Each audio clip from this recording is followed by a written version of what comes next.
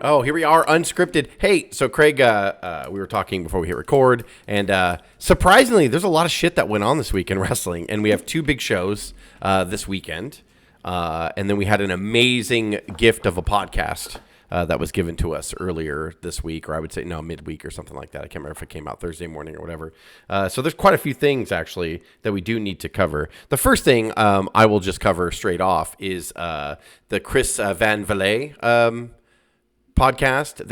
He had Dan Soder and Will Sasso on, and in my mind, for some odd reason, like, this has already happened. I'm not saying on the same show, but like in my mind, I'm like, they had to have crossed paths or whatever before, because Dan does a podcast. I don't know if Will still does. Maybe he does, maybe he doesn't.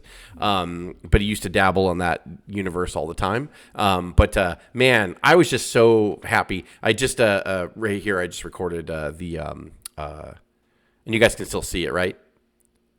My screeny poo. I just he did like a little clip at the beginning of the show, almost like an advertisement. So I just want to play that for everybody, because I thought it was just lovely. Let me find there it is, my little play button. Oh. We've got Macho and Macho here. Brought the glasses. We brought very much. They wanted two guys. Yeah. What happens when you put them in a multiplier? Yeah, put them in a multiplier. Is it dork man or is it light man? Yeah. Michael Keaton, Frank Kelly, multiplicity, yeah. That's the mega powers right there. I'm such a mark that I'm a mark for impressions of wrestlers. Dan, how do you feel when people say you have the best macho on earth? I disagree. It's just cool that people like it. It's you at a distant second, Jay Lethal, and then the rest of us. Your Hogan to me blows anybody doing it out of the water. Hold on, dude.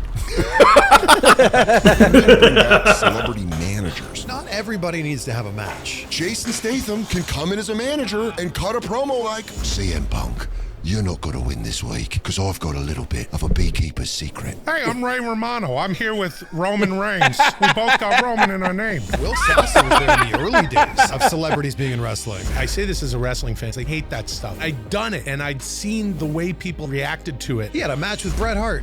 Yeah. What's it like? It was... What would Andre the Giant be grateful for? Bordeaux. What would Jesse Ventura be grateful for? I'm grateful for a lot of things, but...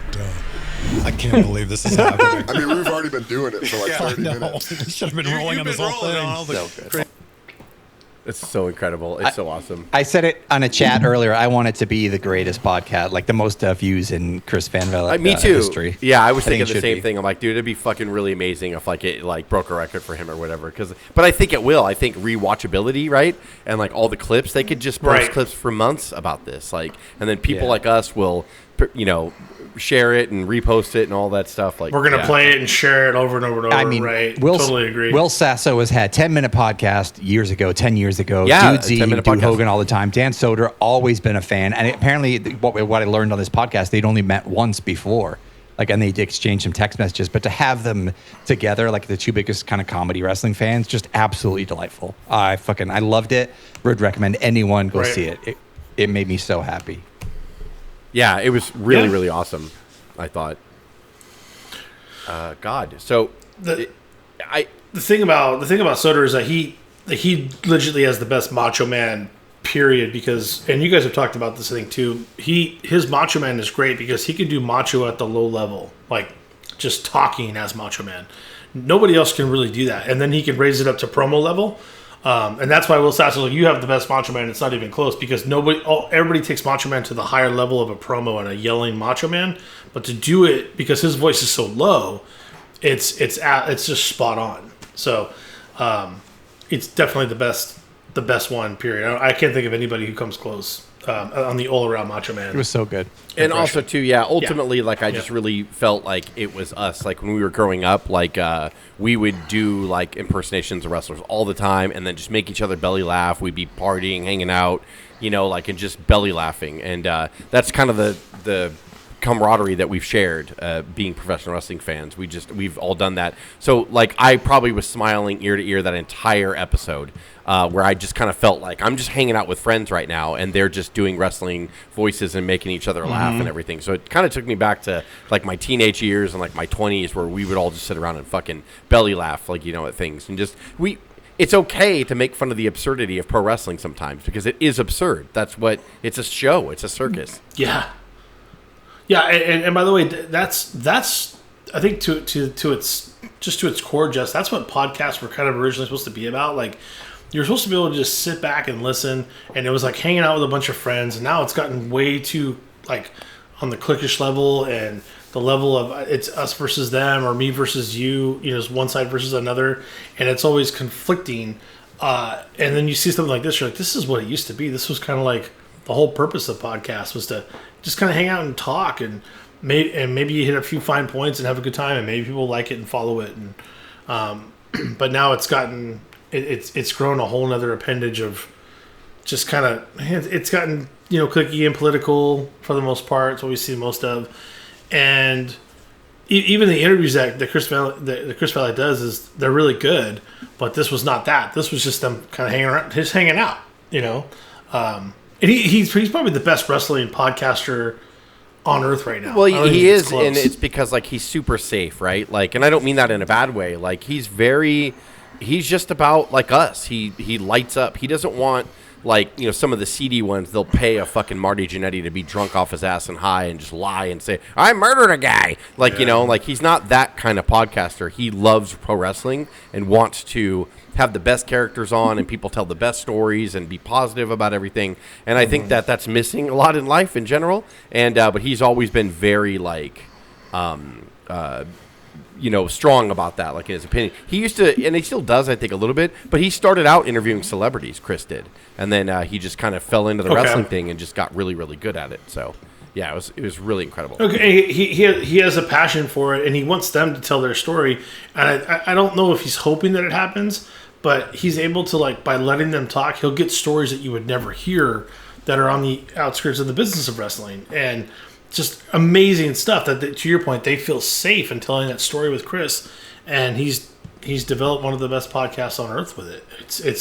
It's great, and it's great to watch. Craig, when you stepped away, Dave mentioned that like Chris's podcasts are so refreshing because he's positive and all that stuff. And I actually clipped a video. I love to announce this actually, but the bottom feeders are fighting with each other. And the bottom feeders, I mean like the, and I don't mean, look, I started out liking some of their podcasts like Mavens and Stevie Richards, but they have all just become the most clickbaity, bottom feeding fuckers like on the planet. Coach and Russo. I mean, I expect that out of Russo and Coach. Like, I don't care. Like, but yeah, right. The James guy, I don't remember his last name, the James guy that hosts with Stevie, and he also does the with Zeb, he does the podcast with Zeb. Dutch Mantel, he did. Yeah, Dutch Mantel and all that stuff too. So he's decided to start posting stuff on his own because he's an attention grabber as well. And he seems like a smart guy. Obviously, he has successful podcasts out there. He's doing well. I'm not saying that they don't get hits. They definitely dwarf us for sure. We don't get anything. But yeah, like now he's fighting because Kevin Nash on his little podcast, Click This, KLIQ, get it? The click, like that was in wrestling. No, I remember. And Sean Oliver, the guy who did the hoe bag and all that other stuff, Mr. Attention Grabber. He's the one that's like started the CD shoot interviews of getting like, a drunk Sandman in there or fucking a drunk Sonny or whoever else he gets in there or whatever. And I've never had a problem with Sean Oliver, but he's a bottom feeder. He's a shitty guy.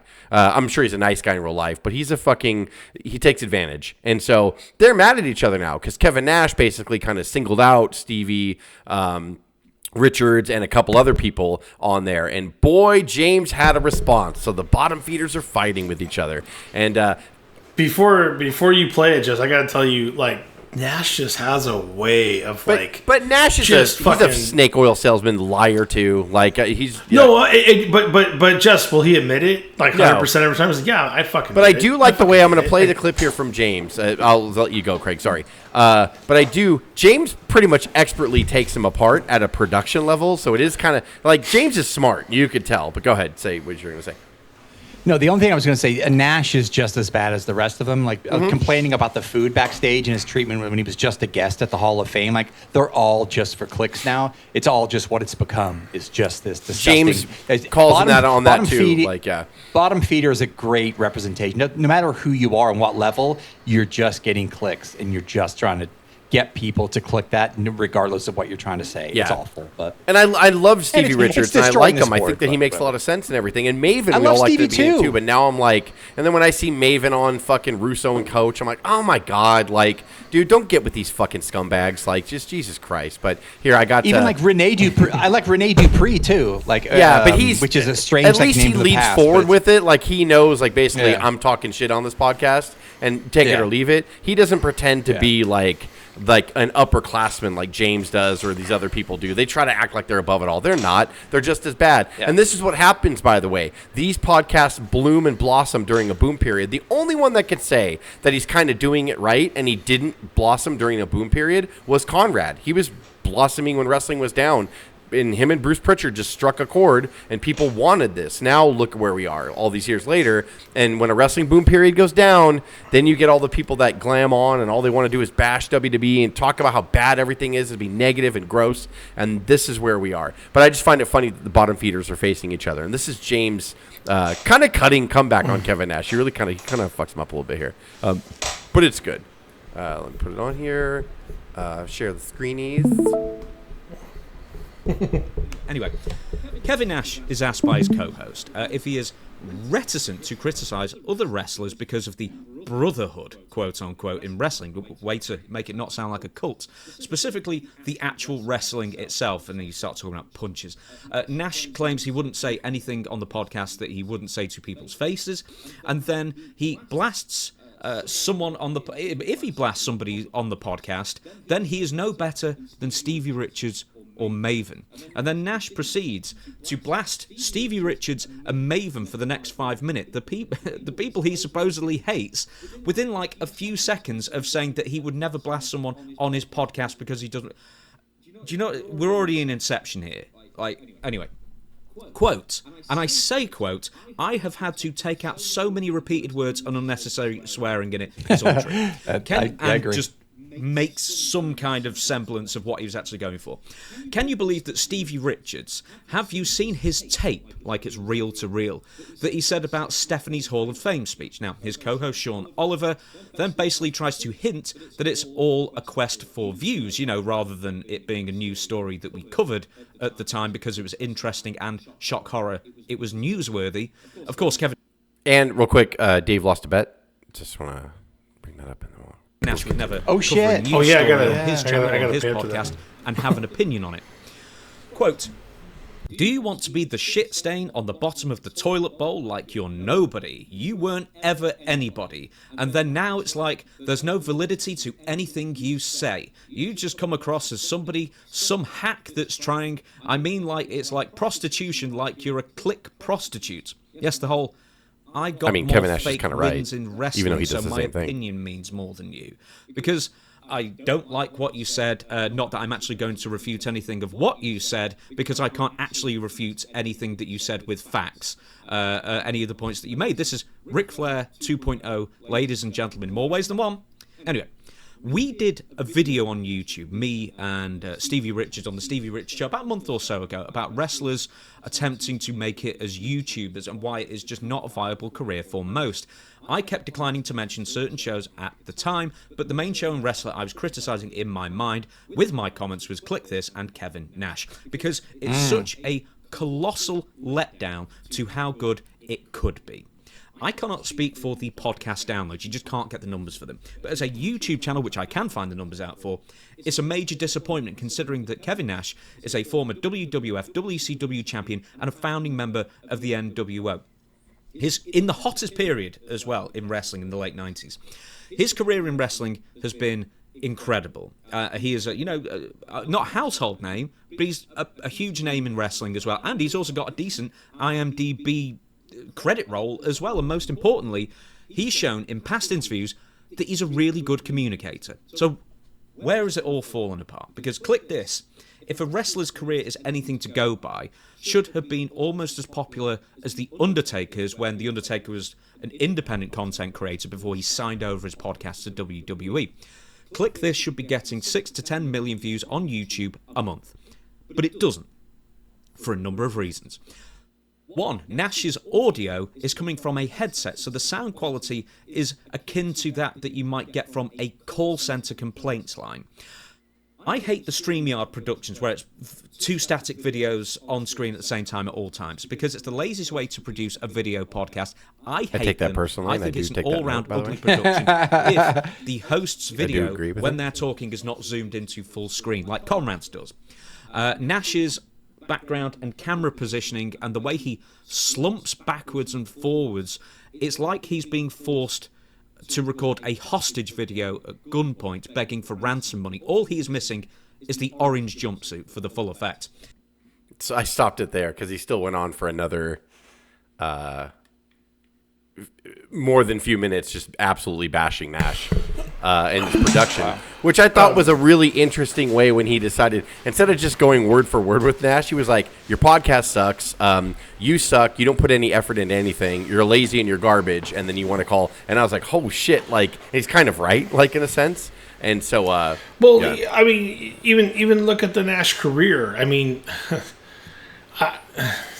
and I still don't think Nash would refute any of this. He'd be like, yeah, you're right. I don't care. You're right. I think he'd be like, yeah, oh, that's true. I don't give a shit. Like, but Nash literally went over to WCW for the bigger payload, avoids the curtain call debacle, but he was Diesel for a minute and got all his notoriety that way, and then just walks into something where this fucking gold mine of idea that we didn't even know was a gold mine until it fucking dropped and Hogan joined in, and he fucking rode those coattails for fucking 5 years. I think that's the only thing that he's good at, though, Dave. He is good, and I'm not saying that's not wise to do that. He's just not stupid enough to not take the check. I mean, that's the problem. Is I he's a think smart Nash. guy. Yeah, the thing is like, yeah, he's really smart with making money, and I'm sure he's good at investing, and I agree with his politics. But like I think Nash is kind of like also a cancer. Like, he is a guy that he's the one that doesn't like anything, and then when you're like, give me a suggestion, then what do you want to do? I don't know, man. That's your job. And I think it's super lazy. I think that's super lazy because any wrestler that tells a story from their beginning, right, would make chicken salad out of chicken shit. They were giving something they didn't like, and they're like, man, I made the best out of it. And then the ones that tell the success stories are like, and then it caught fire, and then management realized that I would do anything. I will take anything that they give me and try to make it better. Look at The Miz, look at people like that. So Nash was just 7 feet tall, bro. Like, he had an advantage over everybody, and Vince McMahon has a hard pink lipstick. Like, every time a big guy walks into the fucking room, he's like, oh my God, I'm going to blow one. Like, so it's just, Nash was big and tall. If Nash was 6'2", we would not be talking about Kevin Nash. We would not be, because his talent wasn't there, his in-ring storytelling wasn't there. He was a great promo, no question. But Nash is So if he was 6'2", he'd be a really tall. I don't take away Kevin anything Sullivan, from his career, by the way. He has lived and breathed rare air like nobody else has really breathed. But he fucking had Hall and Hogan around him, and come on, He didn't falter to the situation that became amongst him. He definitely took advantage of it. He didn't squander it. He didn't freak out when the moment was too big for most people. All that's true. But that being said, what did you do? What did you really do? But again, I don't discount it. I still love Kevin Nash. I think he's fun. He's fun. Like you said, he's got a great IMDb lineup as well. He's done a few movies. I'm not going to lie. When Kevin Nash delivers a nice, good, dry humor line, like, I fucking pop every time. Like, I'm not saying I don't. I'm just saying that, yeah, it's like the pot calling the kettle kind of. I think that's where most of his talent was, when he was just like, he had that stupid, sheepish, like, half smile, and then on a promo, and then fucking punish somebody. It was fantastic. And then the hair goes back. Like, he had that kind of charisma and aura, and that's kind of, I'm not saying that's where it stopped, because I think he understood ring work to a moment, but it's that Hogan thing you talked about. All I did was stand in the middle of the ring and stomp and punch, kick. Well, Hogan did a lot more. Hogan was somehow magic. I don't know. But anyway, we'll talk about Hogan another time. I get it. Go ahead, Craig. To the audience the way nobody else could. I will say that, like, even for all that shit talking, James sounds like he wants to run Kevin's podcast, and it almost sounded like a pitch to, like, I will get you to 6 million that's a great, views. Like, I was doing that's that. A great really position, Craig. layout, that's a really good insight. I have done it with, he's done it with everybody. Totally. Like, Stevie Richards has no business being on top of, like, the wrestling potosphere or whatever, but he really has, and the brilliance of James. But like James has just kind of worked himself into a shoot where he's becoming the face of his own clips and stuff. Yeah. And it's like he thinks he's bigger than the business now. So it's like it's very, very funny. And that's is that the difference, Craig, between him and like a Chris Vilet, where he's still kind of like he's more beloved, but he stays out. He stays out of it. I mean, CVV just wants to interview, and still you can just tell he loves it.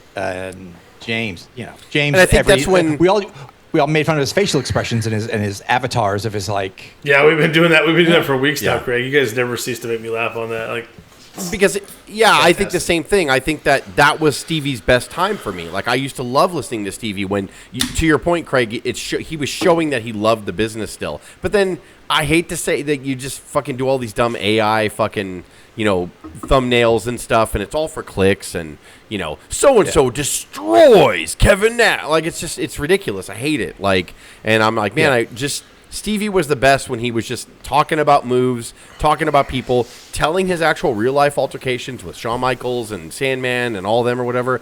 I liked it. And to your point, Craig, I love Stevie's charm, but now I think they're trying to ride this wave, and they're getting noticed by big names like Kevin Nash and other people. So they're trying to harness it. But I don't know, man. I get. I this think at the end of the bottom day, feeder feel.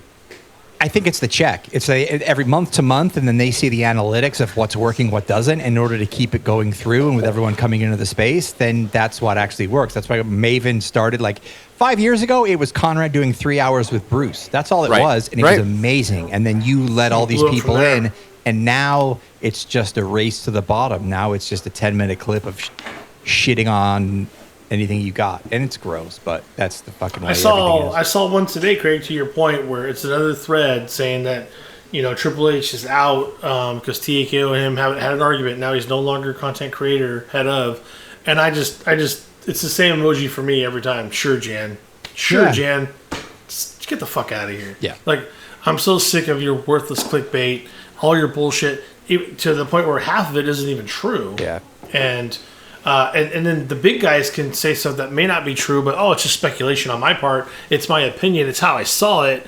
And all of it's embellished. But it also comes down to the fact that it's the new realm of kayfabe, is it not? Like, everybody wants to know the kayfabe of what's in the back. So now we all know, like, the stuff in the front. It's always been kayfabe, the fighting, the talking, all that. And we've kind of gotten bored with that. But now we want to know what's so crazy in the back, with CM Punk bite bombs back in the day and everything else, and all the crazy that happened to CM Punk, the cyst in his back. Those stories are fucking insane. And the few things we got from VKM, and now everyone sees a little bit of that, and they want to know about the shoot, but they're getting kayfabe with the shoot now. Yeah, but we've exhausted that a little bit, because what we liked with Maven, the how much do wrestlers make, and who did I like, and back and forth, and we ran out of that. Then he's going to Just Incredible's house and trying to do him. And same with Stevie. The beginning of Stevie was going this botch, and here's why it didn't work, and these moves. 50-minute clips. Here's why it didn't work. Really insightful. And then same with Bruce. All the 2.5-hour Bruce of the backstage stuff you never heard. I right? remember it's all Bruce's backstage, beginning and now shows were so great. Yeah, and now it's just sped up to now it's not good enough, and now everyone's doing it, and now it's just what can I do in these 4 minutes to grab you? And I have to shit talk. Yeah.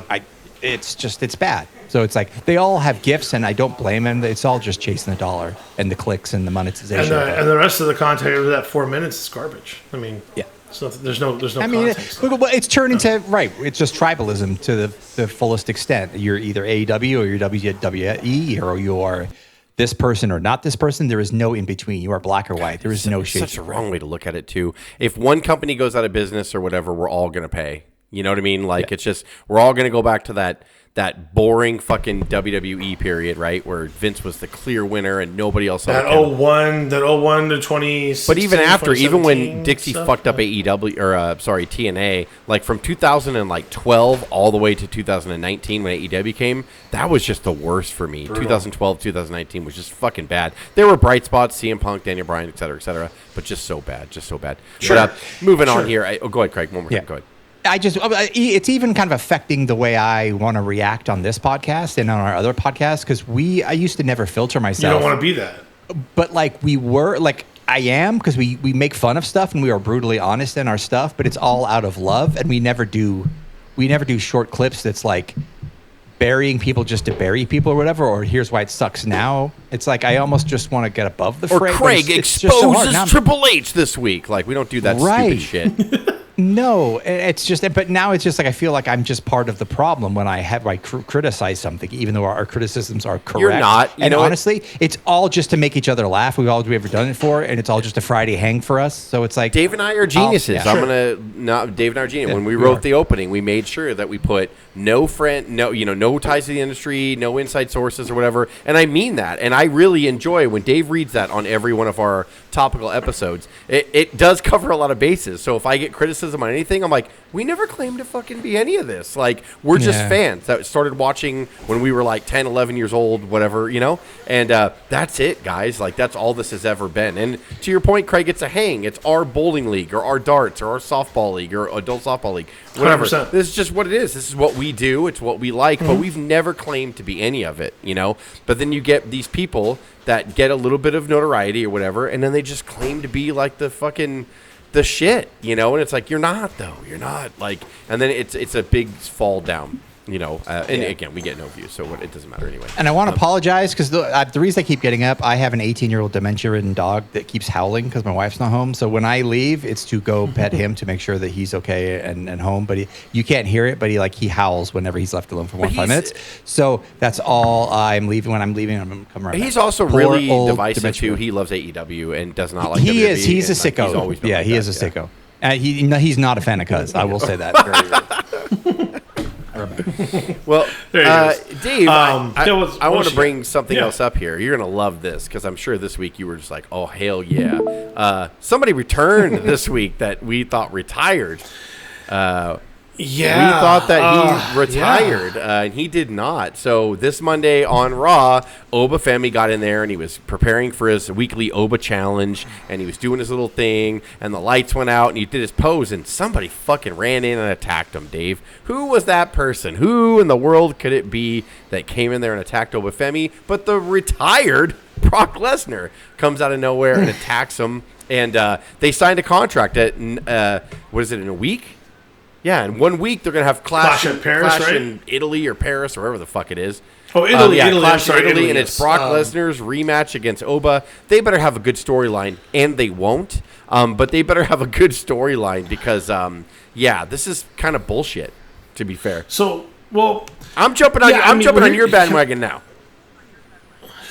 Well, yeah, I mean, this is the thing. I mean, this is what makes me so flipping mad about it because what did I don't know, because I know you agree, like, he shouldn't, everyone's like, he shouldn't have unretired or he shouldn't have fake retired. That's bullshit. You left your boots in the ring. That's sacred. And, I kind of agree with that. I'm down. But the hard part is, Jess, is that they made me right in the process at the same time because I said forever, they should have a fucking best of three. They should have a best of three. It would be so great for O.W.P. Brock gets one up on him, and O.W.P. takes him in the end. Honestly, I hope O.W.P. beats the shit out of him all 3 times. Maybe that's what they're gonna do. Maybe because Brock this is a will beat chicken him shit this move. time or whatever, and then they'll have their last match at SummerSlam. And then he'll really They're blow off to then, SummerSlam. Then O.W.P. That's could what be I thought like, was you gonna happen. want a fake retirement to whatever? How about you put your career on the line at SummerSlam, and then he loses in Minneapolis. Brock Lesnar. Ooh, especially after he beats him in Yeah. Italy. Yeah. So because Brock's gonna beat him in Italy. Like there's if you intend to have a third match, there's no point unless that third match is a blow off. I I've always been. think both That's things are always true. been my Yeah, thing. sorry. I'm like, if you're gonna have a trilogy of matches with people, the person that you want to push in the long run should win first, right? And O.W.P. won first. Yes. Then you're gonna have the other person win the second match to just keep the heat and keep things even, and then the third match will be the ultimate person again that you wanted to win. Think about, a perfect example of that is DDP and Savage. They had 3 matches. Who won the first match, Dave? Tell me right now. Oh, DDP and Savage. DDP. Yeah, DDP right? did. And so he's the guy that was Yeah. the future, and Savage agreed to put him over. Do you know, Dave, that they didn't even split the matches after that? Savage won 2, Savage won 3. But it doesn't matter. The match that made him a star was the first one. If DDP would have lost that first match against Savage, I don't know. I think they would have messed up his momentum and screwed him up big time. They did eventually do that later because 100%. WCW. But yeah, Right. that's always been my rule. If you're going to have a trilogy of matches, the one who wins the first match is the one that you're going to put your equity in going forward, and then you could have the other person win the second. Yeah, I thought you were tricking me for a second because I know Macho won the series, but I was like, wait a minute, no, DDP still won the first match though. Never do that to you. That's not true. Huh? That's not true. But here's the thing. Like, the thing that bothers me about the whole thing is that both things are true. Like, all the stuff that people are saying online, I 100% agree with. Like, the retirement in the ring is a sacred thing. Even when Paige did it, I really felt like she meant it. And not that she wanted to leave, she felt she had to. But she did make her way back, which is really cool. So I'm not saying that's the same. By the way, Brock real quick, literally retiring, and 2 weeks later, we're covering Brock Lesnar returning. Go ahead, Dave. Yeah. So at the end of the day, Brock literally retiring at WrestleMania and then coming back less than a month later or 2 months later and attacking O.W.P from behind. I think that was just the wrong way to do it. And I think it kills the momentum a little bit because you get the negativity on social media. Just let Brock disappear for a minute and then attack him in the middle of nowhere. 3 weeks, 4 weeks, 5 weeks later. And I think it has more impact because you weren't expecting, like, where's Brock? And then right when you're about to forget about Brock, he comes and fucking just trounces on O.W.P, which would have been great. But you did the whole retirement thing, and it was way over. Here's the question I have. I wonder, because Brock does what he wants to do, right?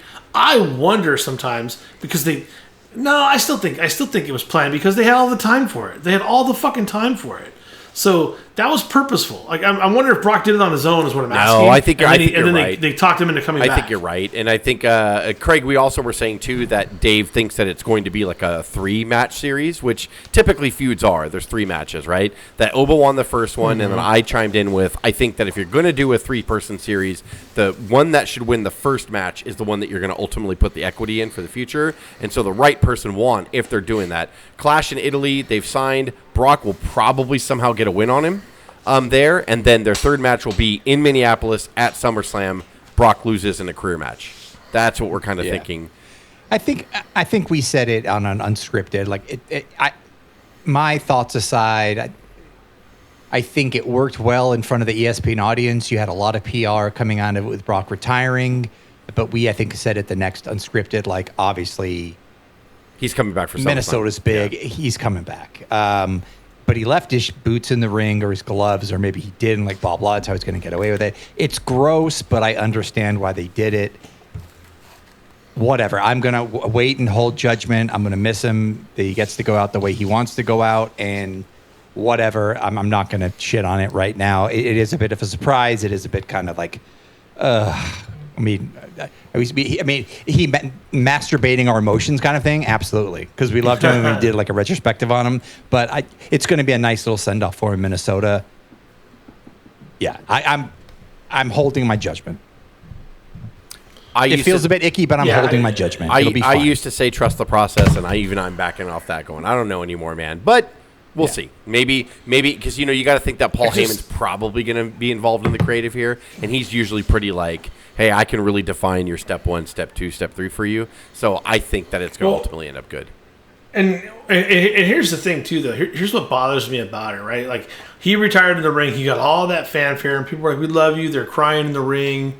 And then he has a retirement match at SummerSlam, and then he tries to do it again. And then you're like, fuck you. You cried wolf last time. Like, this is all it's all candy I think, bullshit. Honestly, Dave, I agree with what you're saying, wrong. but I think what's ultimately going to end up happening is that he's going to be forced out in storyline, that O.W.P is going to be like, oh, you want to fake around? Like, with retiring? Put your fucking career on the line. So he's going to lose and get forced out. Like, so I think maybe Lesnar will even leave with the whole, fuck you guys, and like, as he walks to the back or whatever, like, which would be a fitting end for his character, because that's the only way to Brock's do it. Brock's not the cry in the ring type guy. Like, at WrestleMania, I thought it was weird. I mean, it was nicely done, but at the same time, I was like, Brock doesn't cry. That's the promo you have Paul Heyman cut then. That was all a fucking farce. You think Brock Lesnar cries? Who the fuck are you to say Brock Lesnar cries? We're actually, Dave, O.W.P goes, oh, really? I want to be careful here because we're going to book way better than what ends up happening, and then we're going to be disappointed. That's what's been happening a lot lately. So, anyway. Oh, my but gosh. Also, too, so anyway, yeah, Brock Lesnar, once again, he's back in our lives, whatever. But I do have another one. I have another video here, another vidya. And this, While you set that up, I say I do want Brock to leave, but I want Opa to get his comeuppance for the rub before he does. I can't wait for him to be gone forever. yeah, no, as long as it pays off and he gives someone the rub that they deserve, then I'm fine with him coming back and then doing Right. it time. I think. Because I was mad when he retired at WrestleMania. I was like, dude, you couldn't just put him over like you couldn't do it right. Yeah. I went to our buddies here, Brian Alvarez, who did our 300th Friend show. of the pod. And, Friend of the kinda pod. mocked Friend of us the and pod. doesn't know Cuss's name. They reported to Ludwig Kaiser was arrested for assault. Yeah.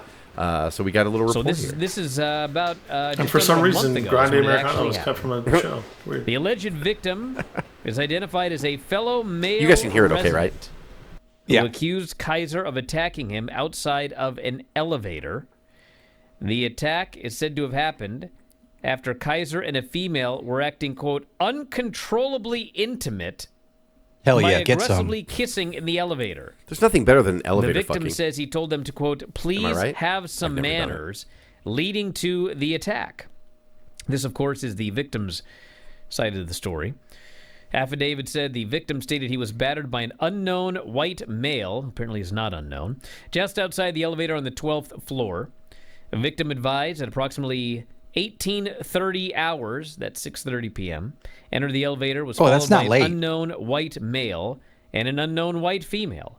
Victim stated as the elevator ascended, the male and female began acting in, quote, an uncontrollably intimate manner, which he just said that. described as aggressively kissing. Brian got so excited right there when he said aggressively kissing. He's all, but yeah, so yeah, he's arrested for punching someone in the face. Apparently, Yeah, he had to leave Mexico and come back because he had a warrant on him, and he had to volunteer himself. I think it was in Florida or somewhere. I Yeah. thought, but here's one thing because some of that stuff I didn't know, Jess. So unidentified white female, his girlfriend's not white. is that correct? Ooh, yeah, because that's what everyone's saying. They're like, I hope it's his girlfriend, because if not, there's gonna be. She's Hispanic, I'm pretty sure. He's not with Tiffy Time no more. He's with a really beautiful. Yeah, I don't know. AAA. Dave, you might have uncovered breaking news Is- here. At Unscripted, you might be right. Gosh, I don't know her name because I think she's a wrestler, but I just don't know. I think you her. are correct that she is. I think Dave is on I something. believe if we broke it here, he- listen, people. If you don't fucking follow us after that, you're fucking Listen. stupid. The judge allowed him to leave the state. There was a chance that he might not be able to. They delayed, like a Grand American, AAA delayed El Grande Americano celebration kind of thing for one day, but I guess he was allowed and he was there the next night. But I mean, it sucks. And then there's the rumors and stuff that he said something. The victim said something which might have kind of caused it. Who knows? That could just be WWE spin or whatever. But Well, it doesn't matter 6:30 what who PM, said it's what. not If too you late. assault someone, you're fucking, you're gonna serve some time. Or you're Well, gonna whatever. don't get in the way of El Grande Americano and his tail in an elevator. That's all I gotta say. Yeah. In Florida, it's Florida. There's no rules in Florida. Oh, so- she's not a wrestler. So it's WWE Spanish language host and model Andrea Bazarte. That's who he's Maybe the saying. victim or the guy So who got she's punched not- was just wrong, and he just said she's white and she's not. Yeah, that's very possible. But if not, he's in trouble. I mean, yeah, and here's the thing about it though. This is what bothers me. Like, if this was real luchador wrestling, El Excuse Grande me, Dave? Americano would have still fucking wrestled. I'm just saying. I'm just saying. Yeah, right. They would, I don't know how does El Grande Americano still not have a match? I thought there was 50. Well, I think you're. of them, you know? I think you're confusing. I don't know why you think Ludwig is. yeah, we that. don't know who El Grande Yeah, Americano we is. don't, Dave, and I just so- really resent you, Dave, for trying to predict it. It's not- And he's but- also not called the Big American for nothing. So all You're gonna get in his way? I'm saying is Ludwig has not wrestled in almost 2 years. I again, mean, look, where do you you were think right it's- about the possibly being a different woman in the elevator, but I think now you're overreaching. To be fair, all right, you're, next a time. real Sean Next Oliver, you son of a bitch. So next year we have a big also weekend. So all that shit's out of the way. We got Saturday night's main event on Saturday. So by the time you guys are watching this, it's going to be about ready to start. We have Saturday's main event, and we have Double or Nothing from AE of the W. So I will start out here with sharing my screen. Share a screen. That's my share my screen music. We have Saturday night's main event. We have it's only like a 2-hour show, right? 2.5 hours. There's 5 matches here, which is good. I've been actually enjoying the recent Saturday night's main events because they are short, but it's not forced to be a 3-hour show or whatever. So I think these are going to be nice. We have Penta defending the Intercontinental Championship against Ethan Page. I don't like Ethan Page just being shoved right into a title match because if he's not going to win, I mean, I really hate the fact when they debut someone and we're getting to know their character and all of that stuff, and then they have to lose a big match like in the beginning. I'm not even saying I really want Ethan Page to win the IC title because then I also think it becomes a thing of we want to put the title on this guy to get him over rather than just let his character get over. So I don't know what to think about this. I'm sure the match is going to be fine and great, actually. But I don't know. Maybe it ends in a DQ or something. Any thoughts on Penta versus Ethan Page for the Intercontinental Championship?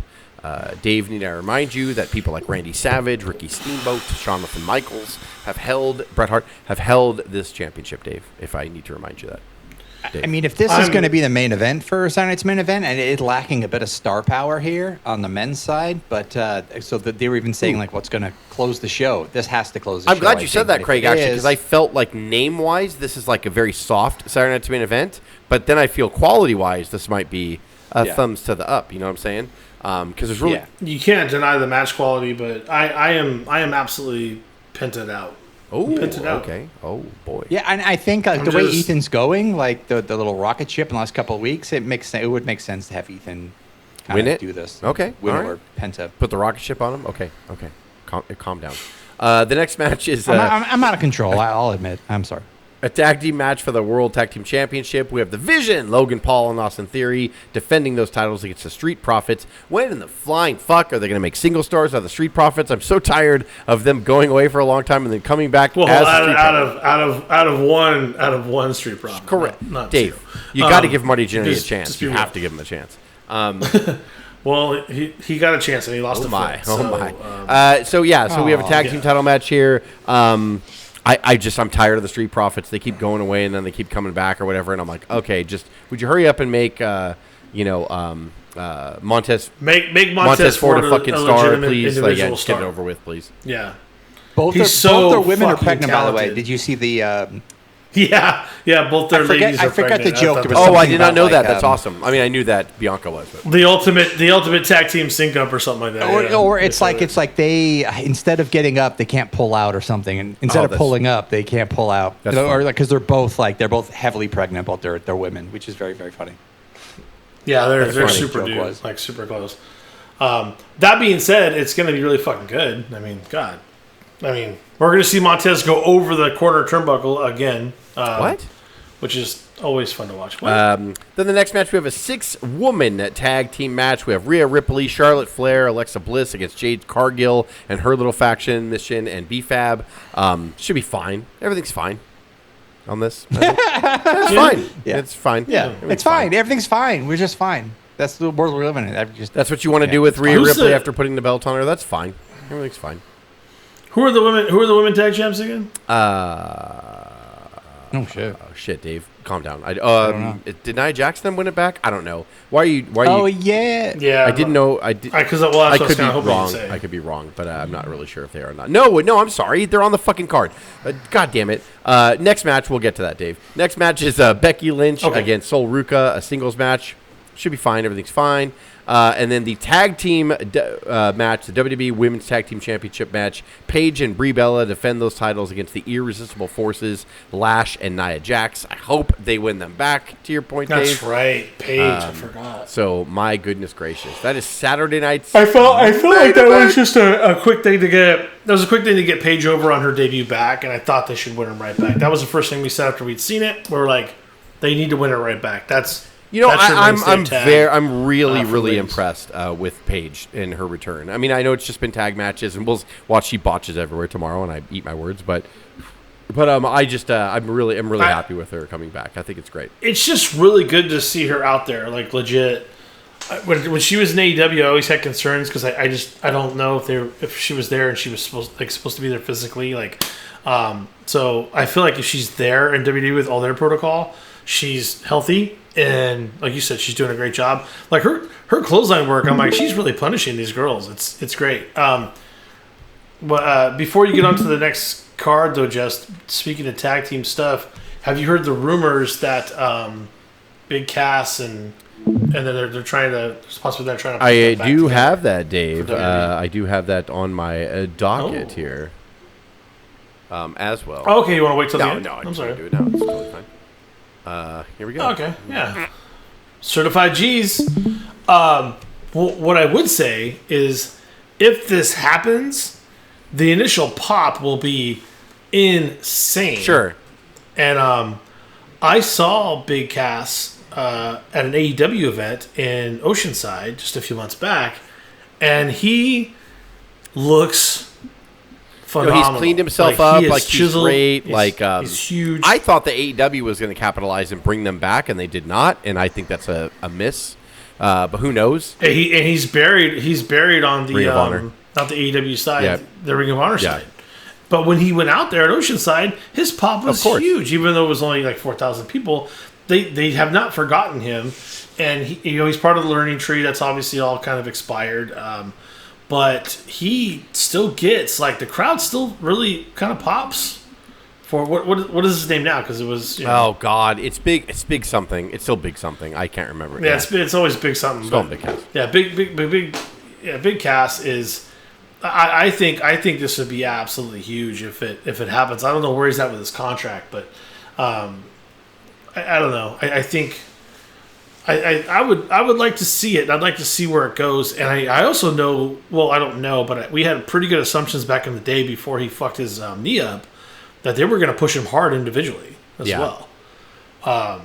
Pretty sure that was going to happen. But then he tore his ACL or something, didn't he? Yes, I think.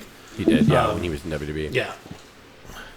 So I don't know. What do you think? What do you think? No, Do you think it's gonna I'm happen? there for it. It just seems like what they're long. I just feel WWE struggling with long-term creative plans. I don't trust them anymore. And I was the guy 2 years ago going, trust the process, all this stuff. I mean, don't get me wrong. I'd still rather watch this WWE than fucking Vince WWE because he had just lost touch and it was over. But I don't have a lot of faith. I hate to say it now. But I feel they could easily turn it around with their talent and just the production value that WWE has and all that. I think they're going to be fine eventually. I just think right now they just are having an issue like with creative. I think they're just stuck and they don't know what the fuck they're doing. To be fair. Well, there's a lot of rumors they want to bolster up the tag team division quickly, which fascinates me because they released the Motor City Machine Guns. But okay. Yeah, it's like Cool story. nothing says we don't give a flying fuck about tag team wrestling than releasing half your roster like of tag teams. So it is what it is. Whatever. But I want to bring up. We also have on Sunday. We have Double or Nothing from AEW. It is sold the fuck out in Queens, New York, and I didn't realize that they were going to be in the Louis Armstrong Stadium. I should have probably done more reading. This stadium is really Craig. We're talking about Double or Nothing. It's an outdoor stadium. Awesome. I did not know that.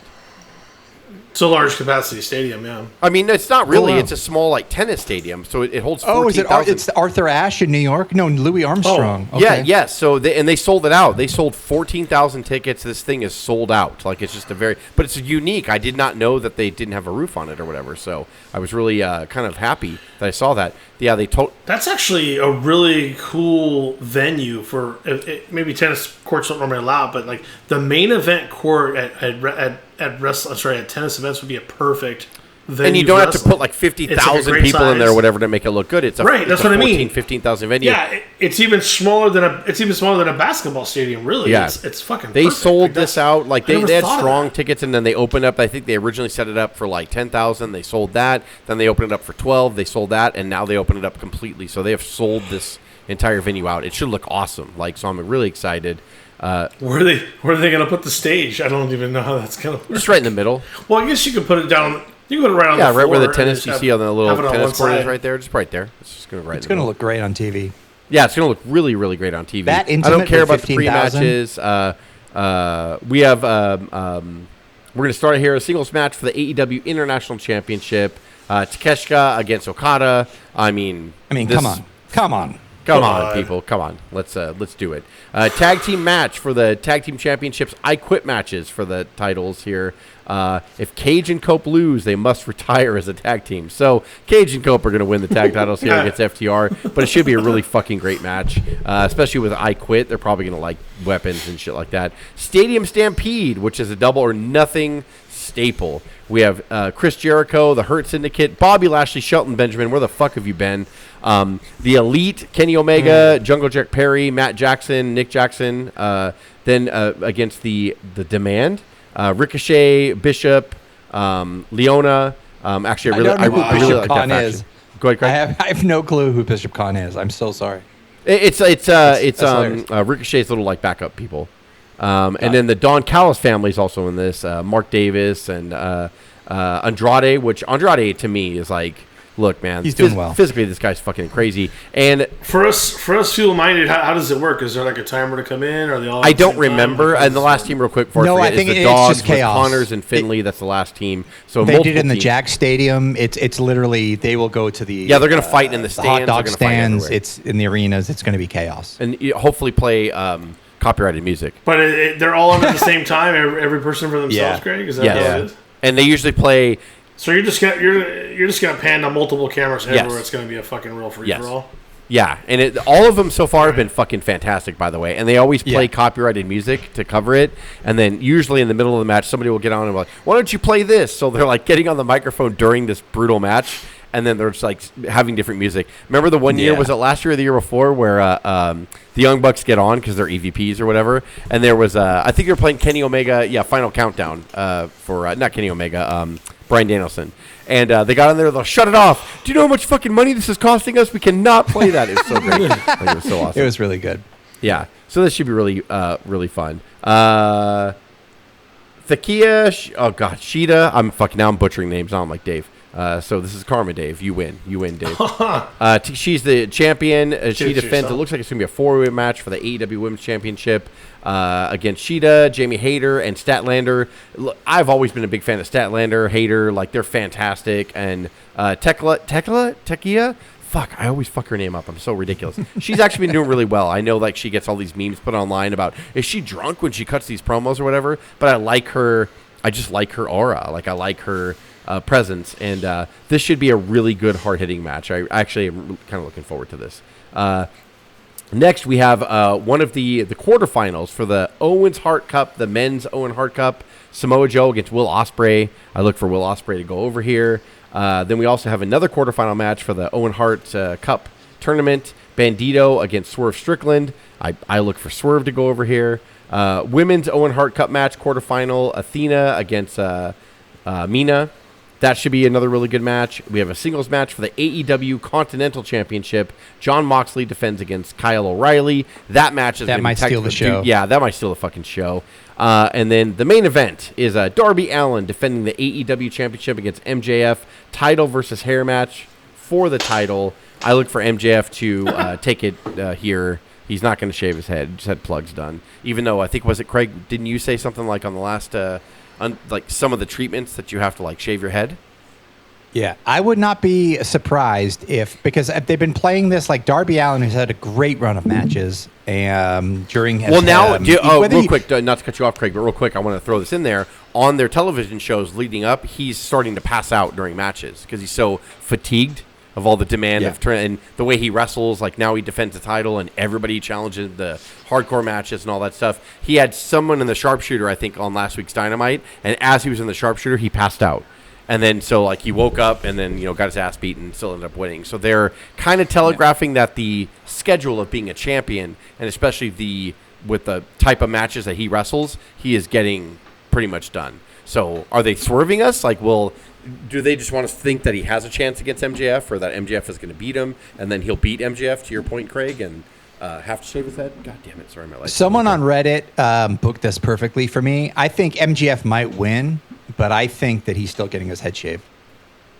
Even though he wins? Which you would say. Everyone that I know is saying that MJF has got this locked. Like it was always going to go back to MJF. Yeah. It's their feeling. But there is something about I don't know. all the bald people, and when that opening shot of Dynamite a couple weeks ago with all the bald people Someone just booked it like on Reddit that was saying if all the bald people came in and made him shave his head, I would laugh so hard because like the crowd has to. I mean, the way they've been teasing his hair, and maybe that's the whole thing. But yeah, Darby's done a fantastic job of just putting his body on the line every week and had really great matches with everybody. But we'll see. It could go either way. You can't deny Darby's ability to work, Craig. There's always the hot spots, but he can wrestle. Yeah, Darby, I think Jess's he's a point, great pro wrestler. I love him. Yeah, to Jess's point about kind of him playing like he's doing too much and his body is breaking down with week after week, and we'll see. It's going to be great. Double or Nothing is always a great card. I hope this does not disappoint. And I love the venue. It's going to be awesome, I think. Yeah. Where do you guys put MJF on the realm? Not even of all time, but definitely in AEW on the overall totem pole or Mount Rushmore of AEW, even before, after, present. Is he the best? Is he the best? Yeah, hands down. He's Yes. definitely on the Mount Rushmore, if not the most important. After even better than Moxley, right? Yes, That's MJF is the mean, best. He's the best. Yeah. MJF is. There's no. To me, there's no comparison. I mean, when you talk about ring work, you talk about storytelling, you talk about mic work. I mean, and he lives it and breathes it throughout. yeah. Think about who he's been in there with in this entire run. He's been in there with CM Punk. They had an amazing dog collar match. He's been in there with Darby Allin. He's been in there with Daniel Bryan. He's been in there with Will Ospreay, and he wrestles their level. The Iron Man match that him and Daniel Bryan had a few years ago, like it's the greatest Iron Man match I've ever seen. Like it's not. He is every definition of a champion. Every champion knows, and this is like behind the curtain. I have to mold to this challenger style, and I have to wrestle their style because if I'm going to be a defending champion, just like all the old champs that used to go to the territories, that's what MJF is. He wrestles everybody. He hung in there with Daniel Bryan and dominated as well. They both did amazing. He's taken on Moxley. He wrestles Moxley style. He wrestles Ospreay style. He does everything like that he's supposed to do. Like he is really the definition of a true champion. MJF is the greatest AEW wrestler that's ever been so far. Easy. Yeah, I mean, not only one of the four pillars of AEW, and he also bided his time when Jericho and Cody kind of started it and came in, but he continues kind of like he sits in the back. Yeah, he worked his way up from the bottom. Then, he had to fight his way through that. Yeah, and then he just takes advantage of every opportunity, and especially the last 2 years, been completely unselfish too. Even it's funny to say that he has the belt and everything, but he is he's truly outstanding. Yeah, he's been in there with Samoa Joe. He's been in there with Swerve. He's been in there. He's amazing. He's awesome. Like he's. And I know I know that he said it himself, but I tend to agree that I think he can't do what he does if he's in WWE. I don't know if he ever comes. If he did, he'd be so watered down. I just don't think it would. You can't. It's not the same product. It's not the same guy. They would want him to change everything, and it's just one. He's not willing, and two, he should never have to. Yeah. I mean. We'll see. I mean, he's got a long career ahead of him. Never, I think right? he's got a body and he protects himself. We'll see. But at this point, I would hate to see him over there in the line. He'll eventually go over there. He absolutely will. There's no question that eventually MJF. You think so? Yeah, like eventually. Everybody has to. I feel that he loves pro wrestling, and I feel that every pro wrestler knows when there's multiple places to go, you go there. That's what you do. And I think that he absolutely will. You know what you do if WWE keeps going on the downward trend and they get really desperate and he wants a big cash grab, he'll just go. Sure. Yeah. Or when you don't want to go when it's on top. You want to go when it's in the dumps. Right. You want to make it better. Or when there's nothing to do anymore, or if you're tired of him and he needs to reinvent himself, that's when you'll see it. Yeah. So. Yeah. But his prime is now. Okay. I think his prime is definitely now. For sure. 100%. Yeah. Then they need to strike while the iron's hot. But that's it for this week. We have covered a lot of topics. We've done a lot of videos and covered a lot of ground. It's been really fun. Enjoy the Memorial Day weekend. We got a lot of wrestling. Yeah. Don't die on hamburgers and beer. You got to stay up and keep your energy. Yes. So for Unscripted, it's Craig, Dave, and Jess. I don't have a sign-off line. Didn't you have a sign-off line, Craig? What's your thing? See you at the matches. Yeah, see you at the matches. There you go. See you at the matches, you bitches.